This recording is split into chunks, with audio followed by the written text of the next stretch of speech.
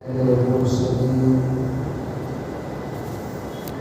محمد وآله وأصحابه أجمعين. أما بعد فأعوذ بالله من الشيطان الرجيم. بسم الله الرحمن الرحيم. ألهاكم التكاثر حتى زرتم المقابر. صدق الله العظيم. اللهم أيدنا بتأييدك. اس وقت کائنات میں جتنی محنتیں چل رہی ہیں ان تمام محنتوں کا مقصود انسان کو آزاد بنانا ہے. جہاں تک ہو سکے آزادی کا نعرہ لگایا کرو. مردوں کو بھی آزاد کرو، عورتوں کو بھی آزاد کرو. اس لیے ہر جگہ پر آزادی کے عنوان پر بے دینی پھیلائی جا رہی ہے. حالانکہ اسلام یہ ہم سب کو پابند بنانے کے لیے آیا. انجوائے یور فریڈم، یہ جو نعرہ ہے غیروں کا، یہودیوں کا، نصارہ کا، یورپ کا، اس نعرے کے خاتمہ کے لیے دعوت کی محنت چلی. دعوت کی محنت کا اصل مقصد آزادی بربادی ہے.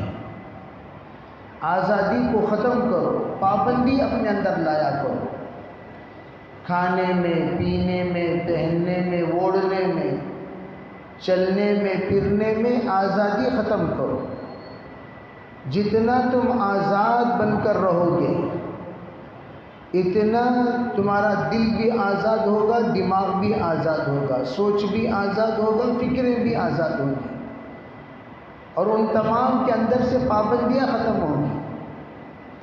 اگر ہم چاہتے ہیں آزادی تو ہم کس اعتبار سے آزادی چاہیں؟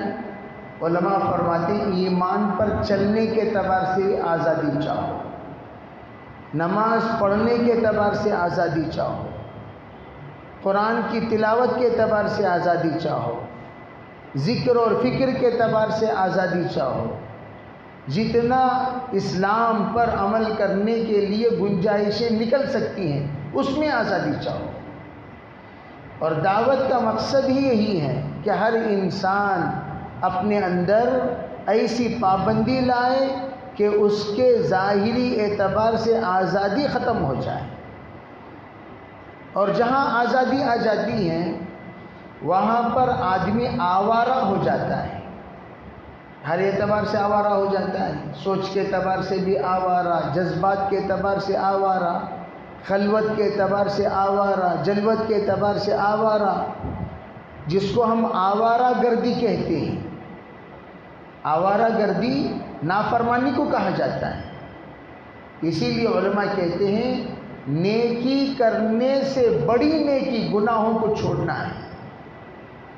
ہم سب یوں سمجھتے ہیں کہ میں نیکی کرنا نیکی ہے. فرمایا حسنات میں سب سے بڑی حسنات کیا ہیں؟ نیکیوں میں سب سے بڑی نیکی کیا ہے؟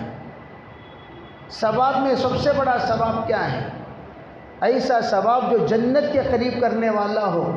فرمایا وَنَهَى النَّفْسَ عَنِ الْهَوَىٰ فَإِنَّ الْجَنَّةَ هِيَ الْمَأْوَىٰ. اگر چاہتے ہیں جنت میں جانا، نفس کا مقابلہ کرو. نفس کے مقابلے میں کھڑے ہونے کا نام مجاہدہ ہے. مجاہدہ اسی کہتے ہیں. زیادہ نماز پڑھنے کا نام نیکی نہیں ہے. صحابہ کرام کو آپ اگر ہسٹری اٹھا کر دیکھیں صحابہ کرام کی، تابعین میں ایک تابعین نے آ کر صحابہ کرام کے بارے میں پوچھا ذرا صحابہ کرام کے بارے میں بتائیے صحابہ کیسے تھے.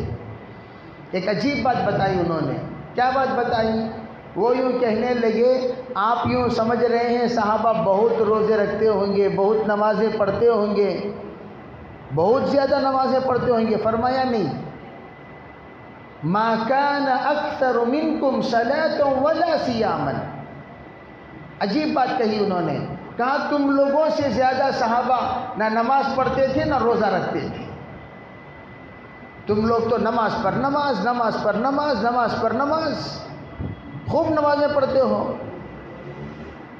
اور اس کے علاوہ خوب تم لوگ روزے بھی رکھتے ہو۔ صحابہ اکرام اتنے نمازیں اتنے روزے رکھنے والے نہیں تھے۔ پھر پوچھا بھئی اتنا بڑا مرتبہ؟ عبد القادر جیلانی قطب ربانی فرماتے ہیں اگر تمام قطب و ابدال جمع ہو جائیں صحابہ اکرام کے گھوڑوں کے ٹاپ کے دھول کے برابر بھی نہیں ہو سکتے۔ اتنا بڑا مقام حضرات صحابہ اکرام کا، اور اولیاء اللہ میں سب کے سب جمع ہونے کے باوجود صحابہ اکرام کے ذرا سا بھی وہ مقابلہ نہیں کر سکتے، تو پھر صحابہ اکرام کے پاس ایسی محنت تھی کیا، ایسی نیکی کیا تھی جس کی وجہ سے اتنا بڑا مقام انہوں نے حاصل کیا؟ سب سے پہلی چیز نبی اکرم صلی اللہ علیہ وسلم کی صحبت۔ ان کو جو چیز نصیب ہوئی وہ کائنات میں کسی کو نصیب نہیں ہوئی، چاہے دنیا کا کتنا بڑا سا بڑا ولی کیوں نہ ہو جائے، لیکن صحابی کسے کہتے ہیں؟ الذی صاحب النبی صلی اللہ علیہ وسلم، جس نے حضور کی صحبت پایا ہو اسے صحابی کہتے ہیں۔ تو وہ صحابی جس نے حضور کی صحبت پائے ان کا کیا مقام؟ ان کا مقام تمام ولیوں سے بھی زیادہ، انبیاء کے بعد اگر کسی کا مقام ہو صحابہ کا۔ اور پھر دوسری بات بتائی وہ کیا کرتے تھے؟ 3 چیزیں ان کے اندر پائی جاتی تھی۔ سب سے پہلی چیز اللہ کے ہر فیصلے پر راضی رہتے تھے، قضاء رضا علی القضاء۔ اس وقت اس زمانے میں سب سے زیادہ کمی اس بات کی ہے کہ اللہ کے ہر فیصلے پر راضی ہونے کی۔ میں کوئی بھی پوچھو بھی آپ اللہ کے ہر فیصلے پر راضی ہیں؟ پھر راضی ہیں تو شکایت کیوں کرتے ہیں؟ ایک بزرگ سے پوچھا گیا حضرت آپ کیسے ہیں؟ تو وہ بزرگ کہنے لگے ارے بھائی اس انسان کے بارے میں آپ کیا پوچھتے ہو جس کی مرضی کے مطابق کائنات چلتی ہے۔ اب وہ پوچھنے والا پریشان ہو گیا۔ یہ واقعہ حضرت ناظر علی خان صاحب رحمۃ اللہ علیہ بہت بولتے تھے، جس کے مرضی کے مطابق کائنات چلتی ہے۔ تو کسی نے پوچھا کیا حضرت کیا فرما رہے ہیں؟ آپ کی مرضی کے مطابق کائنات چلتی ہیں؟ کہا ہاں بھائی ہماری مرضی کے مطابق کائنات چلتی ہیں۔ یہ تو کفریہ جملہ ہے کہ ہماری مرضی کے مطابق کائنات چلتی ہیں۔ تو وہ بزرگ کہنے لگے بات یہ ہے جو اللہ کی مرضی ہے وہی میری مرضی ہے۔ اللہ نے بارش کا فیصلہ کیا میں بھی اس پر راضی، اللہ نے دھوپ کا فیصلہ کیا میں اس پر راضی، اللہ نے قحط کا فیصلہ کیا میں اس پر راضی، اللہ نے صحت کا فیصلہ کیا میں اس پر راضی، اللہ نے بیماری کا فیصلہ کیا میں اس پر راضی۔ اللہ کا جو فیصلہ وہی میری مرضی۔ تو میری مرضی کے مطابق کائنات چل رہی نہیں چل رہی، مجھے کوئی شکایت نہیں۔ تو صحابہ کی سب سے پہلی صفت اللہ کے ہر فیصلے پر راضی، یہ پورے بندوں کے اندر ہونی چاہیے۔ دعوت کی پہلی دعوت لا الہ الا اللہ، جو بھی ہوگا وہ اللہ کی طرف سے ہوگا، اس کا یقین ہمارے دلوں کی گہرائی کے اندر ہونی چاہیے۔ اگر یہ یقین نہیں تو سکرات میں کلمہ نکالنا مشکل ہو جائے گا۔ والقدر خیرہ وشرہ من اللہ تعالی، اچھی اور بری اللہ کی طرف سے ہوتا ہے۔ علماء عجیب بات کہتے ہیں، فرمایا ہم لوگ مصیبت کو مصیبت سمجھتے ہیں، یہ نہیں سمجھتے ارے اللہ کے بندے اللہ نے چھوٹی مصیبت دے کر بڑی مصیبت سے تجھے نجات دے دی۔ ایکسیڈنٹ پر لوگ بڑا ہنگامہ کرتے ہیں، ایکسیڈنٹ ہو گیا، انسیڈنٹ ہو گیا، ہاں بھی ہو گیا، ارے اللہ نے موت سے بچا لیا، ایکسیڈنٹ مت سمجھو، اللہ نے موت سے بچا لیا، صحت تو دی، زندگی تو دی، ایک بڑی مصیبت تمہاری طرف آ رہی تھی، چھوٹی مصیبت دے کر اللہ نے بڑی مصیبت سے نجات دی تھی۔ ہمیشہ اللہ والے کہتے ہیں ہر مصیبت انسان کے لیے نعمت ہے، غور سے سنو گے میری بات، ہر مصیبت انسان کے لیے نعمت ہے، اگر مصیبت نہ ہوتی انسان فرعون بن جاتا۔ فرعون کیوں بنا؟ فرعون اس لیے بنا، اس نے 300 سال تک مصیبت ہی نہیں دیکھی، تو کیا بن گیا؟ فرعون بن گیا۔ نمرود کیوں بنا؟ اسے تکلیف ہی نہیں ہوئی زندگی میں۔ شداد جنت بنانے کا تصور کیسے پیدا کیا؟ اس نے کبھی مصیبت جھیلی ہی نہیں، تو اس نے یوں سمجھا کہ بھئی میری جنت دنیا میں ہے، کیوں؟ میں نے کبھی کوئی تکلیف دیکھی ہی نہیں، کوئی مصیبت دیکھی ہی نہیں، کوئی پریشانی دیکھی ہی نہیں، کوئی بیماری دیکھی ہی نہیں۔ ایک صاحب ابھی بیمار ہوئے، بہت تکلیف اٹھا رہے تھے، کسی نے پوچھا حضرت بہت تکلیف ہو رہی ہے؟ ہاں بہت تکلیف۔ پھر کہنے لگے میری زندگی میں پہلی بار تکلیف اٹھا رہا ہوں، پہلی بار، اس سے پہلے مجھے کبھی ایسی تکلیف نہیں ہوئی، اور میں کہتا بھی تھا کیا وہ بیمار ہو گئے، یہ بیمار ہو گئے، کبھی کبھار اللہ نہ کرے، اللہ نہ کرے، اللہ نہ کرے کسی کی بیماری کے بارے میں خبر سن کر کیا بے انو کب دیکھو بیمار ہوتے رہتی، لوگ بولتے نہیں بولتے کیا جی انو کب ملے تب گرتے رہتی، کیا جی انو کب ملے تب نقصان۔ ارے بھائی یہی تو ہے دنیا، دنیا کو کہتے ہیں دار الاحوال، دنیا کو کہتے ہیں دار الاعمال، دنیا دار الاحوال بھی ہے، دنیا دار الاعمال بھی ہے، عمل بھی ہم لوگ یہی کریں گے، حالات بھی ہم لوگ یہی برداشت کریں گے، پورے حالات دنیا میں آئیں گے، آخرت میں کوئی حالت نہیں۔ وَامْتَازُوا الْيَوْمَ أَيُّهَا الْمُجْرِمُونَ، اللہ کہہ دے گا اے مجرموں ایک طرف ہو جاؤ، اے نیک لوگوں ایک طرف ہو جاؤ۔ کیوں؟ وہاں پر نیک لوگوں کو جنت، برے لوگوں کو جہنم، اللہ کا فیصلہ۔ وَنَضَعُ الْمَوَازِينَ الْقِسْطَ يَوْمَ الْقِيَامَةِ، لیکن حالات کہاں آئیں گے؟ دنیا میں آئیں گے۔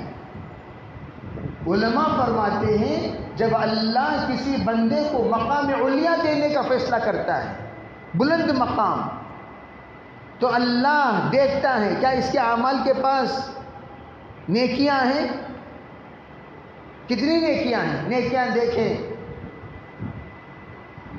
وہ جنت کے قابل نیکیاں نہیں ہیں۔ اس لیے عجیب بات، حضرت صدیق اکبر رضی اللہ تعالی عنہ رویا کرتے تھے، اللہ کے سامنے رویا کرتے تھے، یا اللہ میں حشر کے میدان میں میری نیکی لے کر پہنچوں، اور اللہ کہے او صدیق کیا لے کے آئے ہو؟ جی یہ نیکیاں لایا ہوں، یہ نماز، یہ روزے، یہ ذکر، یہ تلاوت، یہ صدقہ، یہ عبادت۔ اللہ تعالیٰ یوں کہہ دے ارے بھائی اتنی نیکیاں میری جنت کے لیے کافی نہیں ہے، تو میں کہاں جاؤں گا؟ فرمایا اس وقت سوائے اللہ کے فضل کے کوئی چیز جنت میں داخل کرنے والی چیز نہیں۔ ذرا سوچو ہمارے پاس ہے کیا نیکی کہ اللہ کے سامنے ہم پیش کریں اور یوں کہیں یا اللہ یہ نیکی ہے جنت کے لیے لایا ہوں؟ کیا لائے ہوں؟ یہ ایک ڈھنگ کی نماز نہیں، یہ ایک ڈھنگ کا روزہ نہیں، یہ ایک ڈھنگ کی عبادت نہیں، یہ ایک ڈھنگ کی کوئی ذکر نہیں، کوئی تلاوت نہیں۔ اللہ کا فضل ہے صرف اور صرف، جو اللہ کے فضل ہی سے بندہ جنت میں داخل ہو سکتا ہے۔ حضرت صدیق اکبر رویا کرتے تھے اللہ مجھ سے یوں کہیں اے صدیق تیرے پاس اتنی نیکی نہیں ہے کہ میں تجھے اس نیکی پر جنت دے سکوں، تو میں جاؤں گا کہاں؟ ما عبدناک حق عبادتی وما عرفناک حق معرفتی. یہ وہ ہستی کہہ رہی ہے جس کے بارے میں سرکار کہتے ہیں اگر کسی کو 8 جنت کے دروازے دعوت دے سکتے ہیں، اپنی سعادت سمجھ سکتے ہیں، کاش یہ میرے پاس آ جاتے، کاش یہ میرے اوپر سے گزر جاتے، میرے 4 چاند لگ جاتی اور میری شان بڑھ جاتی، میرا مقام بڑھ جاتا، تو وہ شخص صرف اور صرف صدیق اکبر ہے. ان کے جیسے مثل جن لوگوں کو اللہ نے نوازا. تو وہ ہستی رو رہی ہے. اکابر کہتے ہیں اللہ والوں کی علامت یہ ہے نیکی کرنے کے باوجود وہ لوگ اپنے آپ کو گنہگار سمجھیں گے. گنہگاروں کی علامت یہ ہے گناہ کرنے کے باوجود اپنے آپ کو نیک سمجھیں گے. اللہ ہمیں سبھی کی حفاظت فرمائے. اور دعوت کی محنت اس کے احساس کے لیے. دعوت کی محنت کیوں؟ کتنے مرتبہ ہم لوگوں نے ساتھیوں کو دیکھا دعوت میں لگنے کے بعد کہتے ہیں میں کیا تھا، میں کیا ہوا، میں کیا تھا. میں ایک مرتبہ بیان کرتے کرتے پوچھا ارے بھی کیا اس مجمع میں ایسے ساتھی ہیں جنہوں نے اپنی زندگی میں شرک میں گزارے ہوں؟ تو مجمع میں سے بہت سارے ہاتھ اٹھائے. ہاں ہم لوگ شرک میں زندگی گزارتے تھے، دعوت کی برکت سے اللہ نے نجات دی. میں کہتا ہوں کہ تمہارے چہرے پر داڑھی دعوت کی برکت، تمہارے سر پہ ٹوپی دعوت کی برکت، تمہارے بدن پہ جھبا دعوت کی برکت. تو ماں کو مت بھولا کرو. لوگ ماں کو بھول جاتے ہیں. کیوں؟ اب ترقی ہو رہی ہے کسی اور راستے سے تو ماں کو بھول گئے.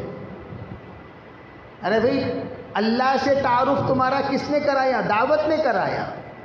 دعوت کی برکت سے تم اللہ سے متعارف ہوئے، اللہ کے ذکر کرنے والے بنے، نماز پڑھنے والے بنے، داڑھی رکھنے والے بنے، اور آج تم اسی ماں کو بھول گئے. تو دعوت یہ ہم ماں ہے، اور جس کی وجہ سے اللہ نے وہ مقام ہمیں عطا فرمایا جو کچھ ہمارے پاس موجود ہے. تو ہم دعوت کے ساتھ وفاداری کریں. وفاداری کیا ہے؟ عربی کام میں لگے رہو، کام میں قربانی دو، کام کو اپنا کام سمجھو، کام کو اپنے لیے سعادت سمجھو. اور اللہ نے جو کام دیا ہے یہی کام ہے جو عوام کے درمیان امت کے درد اور فکر پیدا کرنے والا. اگر ہم یہ کام چھوڑیں گے، مولانا یوسف رحمۃ اللہ فرمایا کرتے تھے تمہاری اولاد تمہاری آنکھوں کے سامنے مرتد ہو جائے. یہ بات لکھ کر رکھ لینا. یہ فرمایا کرتے تھے حضرت اگر تم یہ کام چھوڑو گے تمہاری اولاد تمہاری آنکھوں کے سامنے مرتد ہو جائے. ہم لوگ نیشا پور گئے، ایران. نیشا پور وہ علاقہ جہاں امام مسلم رحمۃ اللہ علیہ کا خاندان ہے، امام مسلم رحمۃ اللہ علیہ کا پریوار ہے، امام مسلم رحمۃ اللہ علیہ کا پورا کنبہ قبیلہ رہتا ہے. لیکن میرے عزیز بھائیوں آج امام مسلم کا خاندان شیعہ ہو چکا. نہیں ہے کوئی امام مسلم رحمۃ اللہ علیہ کے خاندان میں. حالانکہ امام مسلم کے بغیر کوئی حدیث کی کتاب ہے؟ اصح الکتب بعد کتاب اللہ اگر بخاری کو کہا جاتا ہے. بعض لوگوں نے فرمایا، ابن عوینہ کی رائے یہ ہے ما رأیت تحت عدیم السما اصح من المسلم. میں نے مسلم سے بڑھ کر اس آسمان کے نیچے کسی کتاب کو صحیح کتاب نہیں دیکھی. ترتیب کے اعتبار سے مسلم کا مقام بڑا ہے بخاری کے مقابلے میں. لیکن وہ بخاری اور وہ مسلم، لیکن آج بخاری رحمۃ اللہ علیہ کے خاندان میں بھی وہ نام و نشان نہیں رہا. قرآن دیکھنے کے لیے ان کے خاندان اور ان کے علاقے والے ترس رہے ہیں. جیسے بخارا اور سمرقند کے علاقے کے نوجوانوں کا سفر ہوا، انہوں نے کسی جگہ پر پناہ لی اور جا کر نماز کے لیے اجازت مانگی، نماز پڑھی. تو ایک بوڑھی عورت آئی، کہنے لگی کیا آپ کے پاس قرآن پاک ہے؟ کہاں ہے؟ کہاں ہے قرآن؟ تو انہوں نے اٹھا کر قرآن بتایا. تو وہ بیچاری اٹھا کر سر پہ رکھ لی، سینے پہ لگا لی، کہنے لگی ھذا کلام ربی، یہ میرا رب کا کلام ہے، یہ میرا رب کا کلام ہے، یہ میرا رب کا کلام ہے. سینے سے لگا لیا اور اندر گئی اور ایک صندوق لائی، چھوٹی سی پیٹی، اور لا کر ان کو گفٹ کے طور پر دیتے ہوئے کہا میں نے یہ عزم کر لیا تھا جو مجھے پہلی مرتبہ قرآن دکھائے گا یہ تحفے میں یہ زیورات ہیرے جواہرات دے دوں گی۔ قرآن کو مٹا دیا لوگوں نے بخارا اور سمرقند سے، کوئی معمولی چیز نہیں۔ اور آج ہندوستان کا یہی حال ہوتا جا رہا ہے۔ کرناٹک میں 40 مدرسے بند ہو گئے۔ مدرسے کو چندہ دینے روتے رہتے ہیں نا، کتنے مدرسے بند ہو گئے؟ 40 مدرسے بند۔ جیسے اطلاع ملی آسام میں 700 مدرسے بند، 700، 150 مدرسے تمل ناڈو میں بند ہو گئے اور کسی کو کوئی خبر نہیں۔ اور ہم نے پوچھا بھائی کیا ہوا مدرسہ؟ نہیں وہ مدرسہ بند کر ڈالے، 2 سال ہوا۔ یہ کرونا کا زمانہ جو آیا کئی مدرسے بند ہو گئے، چھوٹے موٹے سب بند۔ اب اندازہ لگائیے، اب ایسے مدارس بند ہوتے رہیں گے، پڑھنا پڑھانا بند ہو جائے گا۔ جب پڑھنا پڑھانا بند ہوگا، قرآن سیکھنا سکھانا بند۔ جب سیکھنا سکھانا بند ہے تو وہ کتابیں کہاں سے بکیں گی؟ ارے بھائی جب کتابیں پڑھائی جائیں گی تبھی تو بکیں گی۔ پھر ایک زمانہ آئے گا تاپوں میں سجایا جاتا ہوں، دو کے پلایا جاتا ہوں، برسوں میں اٹھایا جاتا ہوں۔ یہ معاملہ قرآن کا ہو جائے گا، برس میں قرآن کو ہی اٹھائے گا، مردوں کو پڑھ کر سنائیں گے۔ دعوت کی محنت کا منشا کیا؟ تمام شعبوں کو زندہ کرو۔ ارے بھائی دعوت کا منشا کیا؟ حضرت مولانا یوسف رحمۃ اللہ علیہ ہمیشہ ناظر علی خان صاحب فرمایا کرتے تھے ارے بھائی ہمارے کام سے مسجدوں کو مصلی ملیں گے۔ مسجدوں کو کون ملیں گے؟ مصلی ملیں گے، مسجدوں کو مصلی ملیں گے، مدارس کو طلبہ ملیں گے، خانقاہ کو مریدین ملیں گے، مفتیوں کو مستفتی ملیں گے۔ اللہ اس کام کے ذریعے سے تمام دین کے شعبوں کو آباد کرے گا۔ جتنے دین کے شعبے ہیں ان تمام شعبوں کو آباد کرے گا اس کام کے ذریعے سے۔ تو ہمارا کام کا منشا تمام دین کے شعبے جو کچھ جناب محمد رسول اللہ صلی اللہ علیہ وسلم مدینہ منورہ میں لائے تھے وہ تمام شعبے آباد ہو جائیں۔ تو اس کے لیے سب نیت کریں گے ابھی انشاءاللہ؟ ارے سب نیت کریں گے؟ کیا انشاءاللہ میں روزہ لگ گیا کیا؟ سب نیت کریں گے؟ ہمت مرداں مدد۔ اور سب یہاں کون بیٹھے ہوئے ہیں؟ اللہ کا فضل بولو۔ مستورات کی آواز پردہ، مردوں کی آواز کبھی پردے میں رکھنے کی ضرورت نہیں، مستورات کی آواز پردہ۔ ان کو نیت کرائے تو ہلو بولنا، زور سے نہیں بولنا۔ تو ہمارا الحمدللہ کام، یہ کام ہے، سب نیت کریں، انشاءاللہ کریں۔ جانے کے بعد بھائی میں یہ کہتا ہوں آپ اپنا ڈیلی ٹائم ٹیبل بناؤ کہ اللہ میں یہ 1 گھنٹہ دعوت کے لیے، دین کے واسطے 1 گھنٹہ فارغ، نماز کے واسطے 1 گھنٹہ فارغ۔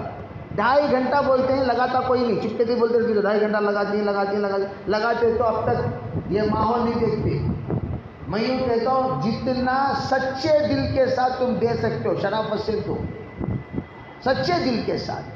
میں ایک عام یہاں جو بچے بیٹھے ہوئے ہیں، حافظ، چھوٹا بچہ، کھڑو جی، نو، ارے چھوٹے چھوٹے بچے کہاں ہیں؟ حافظاں کہاں ہیں؟ اور کہاں ہیں؟ مراقبے میں ہیں۔ خیر یہ بچہ بیٹھ جاؤ، اس کی عمر 14-15 سال، ٹھیک ہے بھائی؟ اس نے جتنا قرآن پڑھا، توجہ سے سنو میری بات، ہمیں پوری زندگی اتنا قرآن نہیں پڑھ سکتے یہ عمر میں اب تک جو پڑھا ہے۔ کم از کم ایک آیت کو یاد کرنے کے لیے 100 بار دہرایا۔ یاد دہرایا؟ عقل سے تھوڑی دیر سوچیں ہم لوگ، 100 بار تو کم از کم 100 قرآن کو ختم کیا۔ ادنا درجہ ہمیں لوگوں کتاب قرآن زندگی میں ختم کر دیں گے۔ ایک جائزہ، طاہرانہ جائزہ۔ ہم لوگ کیا سمجھتے ہیں؟ ہم میں اس وقت کائنات میں کوئی قسم کھانے کے قابل شخصیت کوئی ہے، وہ ناچیز ہے۔ وہ کون ہے؟ جس کی سچائی پر قسم کھا سکتے، جس کی امانت داری پر قسم کھا سکتے، جس کی دیانت داری پر قسم کھا سکتے، وہ کون بھی ہی تو ناچیز کو بول سکتی ہے مولانا۔ ناچیز کر کو بولنا، سب چیز کر کو بھی بولنا، اپنے آپ کو بولنا کیا ناچیز ہے، لیکن اشارہ کس بات کی طرف؟ سب چیز، سب خوبیاں بندے کے اندر موجود ہیں۔ ایسا ہم لوگ یہ سوچیں کہ بھئی ہم لوگ ایک ادنا بچے کے برابر قرآن نہیں پڑھ سکے، اس کی قربانی جو اس نے ماں باپ کو چھوڑ کر مدرسے میں جا کر دیا، اتنی قربانی ہم پوری زندگی کے اوقات کو لگا لیں، اتنی قربانی ہم نہیں دے سکتے۔ جب ان کا مقابلہ ہم نہیں کر سکتے، صحابہ کہاں ہم کہاں؟ سوچنے کی بات، صحابہ کہاں ہم کہاں؟ ایک ادنا سے طالب علم کا مقابلہ نہیں کر سکتے۔ اس لیے سب نیت کرو انشاءاللہ، سب ساتھی جتنے یہاں بیٹھے ہیں، ضرور ہم لوگ اللہ کی دین کی محنت کے لیے 4 مہینے لگائیں گے۔ لگاؤ گے بھائی انشاءاللہ؟ سب لوگ لگائیں گے۔ نیت کرنا ہمارا کام، قبول کرنا کس کا کام بولو؟ کون کون انشاءاللہ نیت کریں گے؟ نام؟ ماشاءاللہ ماشاءاللہ ماشاءاللہ۔ ایسا کر بولے تو 2 چلا لگا دوں گا، ایسا بولے تو 4 مہینے، 4 مہینے پورا لگا دوں، ایسا کر تو 2 مہینے بھپا جاتا ہوں، پورا لگائیں گے نا انشاءاللہ۔ تو نیت کرنا ہمارا کام، اور نیت کرنے کے بعد قبول کون کرے گا بولو؟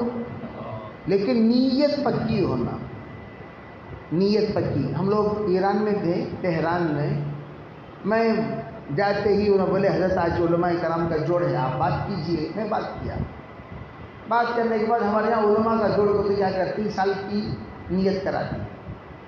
میں حضرت معمول ہاں بھائی سب ساتھی نیت کریں انشاءاللہ، تمام علماء کرام ہم لوگ ضرور سال لگائیں۔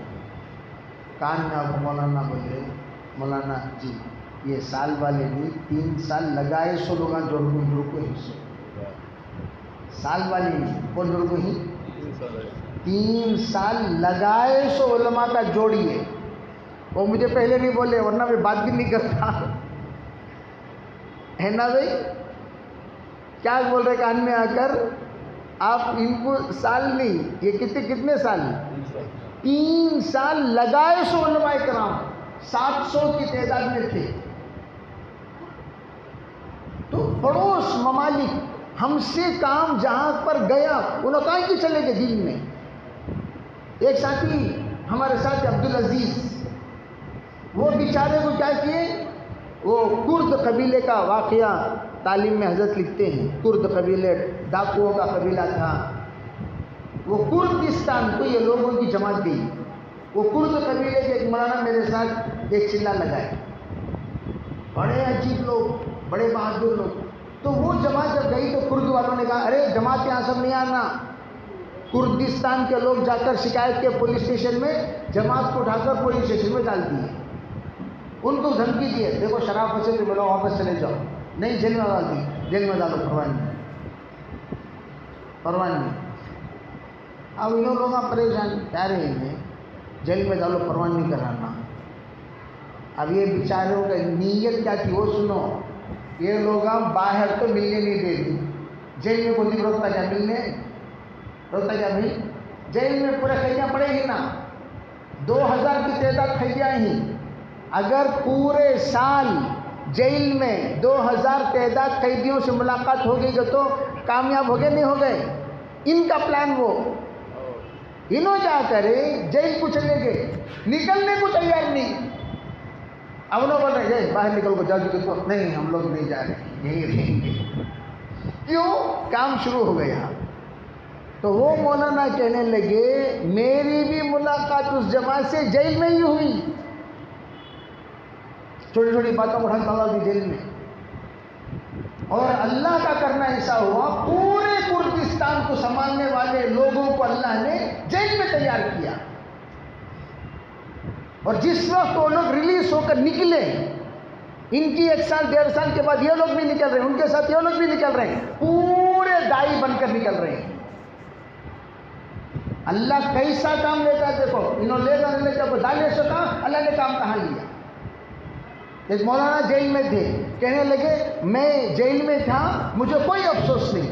پوچھا مولانا کیسے, کیا, کدھر؟ تو کہنے لگے اللہ کا شکر ہے میں نے جیل میں نورانی قاعدے سے لے کر بخاری تک پڑھایا, اور مجھ سے 20 پر 2 لوگ پڑھ کر عالم بنے. کون بنے؟ عالم بن گئے. کہاں پڑھ کر؟ جیل میں. ایک بچہ آیا ڈاکٹر آرتھوپیڈک ہے, میں اس سے پوچھا کہاں کی پڑھے سکتے, میں تو ڈاکٹر نہیں دینا. نہیں حضرت 6 سال جیل میں تھا نا, 6 سال ٹائم ویسٹ نہیں کیا, 6 سال ایسی محنت کر کو پڑھا.